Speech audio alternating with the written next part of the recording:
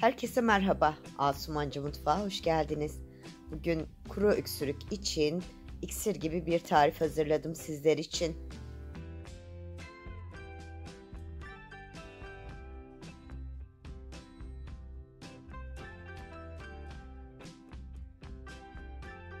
Öncelikle bir çaydanlığa ihtiyacımız var. Çünkü katacağımız keki öncelikle 10 dakika demleyeceğiz. 1 yemek kaşığı keki çaydanlığıma alıyorum.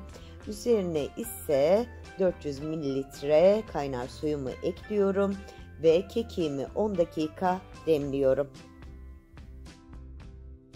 Demleme sırasında kaynatmayı kullanmayacağım. Ağzını kapatacağım ve 10 dakika bekleyeceğim. Kekiğimiz demlendi, suyumuz da biraz ılıklaştı. Diğer malzemeleri üzerine ekleyebiliriz. Hemen kekiği içinden çıkarıyorum.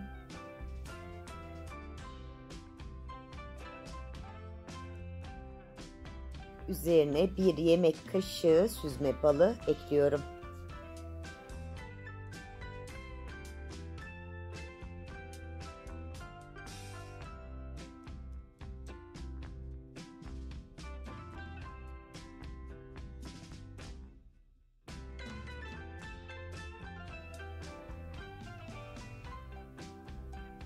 Tepeleme 1 çay kaşığı toz zencefili ekliyorum ve karıştırarak tarifime devam ediyorum.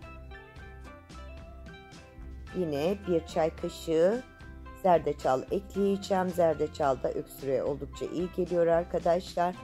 Yine tepeleme 1 çay kaşığı da zerdeçalımı ekledim. Karıştırmaya devam ediyorum. Bilindiği gibi karabiber de öksürüğe oldukça iyi gelecektir. 1 çay kaşığının ucu olacak kadar karabiberimizi de yine ekliyoruz.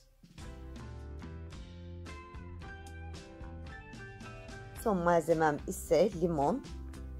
Çayımı ılık bir şekilde tüketeceğim. Tüketmeden önce karıştıracağım. Çünkü diğer malzemeleri de içmem gerekiyor.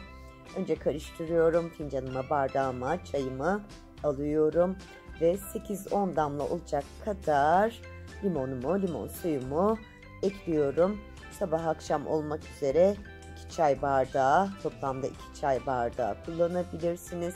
Göğsünüz yumuşayacak, kullanılmış, denenmiş bir tariftir. Hepinize afiyetler olsun, şifa olsun efendim. Peki bu çayımızı kimler kullanabilir? Özellikle alerjisi olmayan kişiler kullanabilir. Çünkü zencefil alerjen bir maddedir. Hamileler, çocuklar ve yaşlılar tarifimizi kullanmadan önce hekiminize başvurmanızı önemli rica ediyoruz.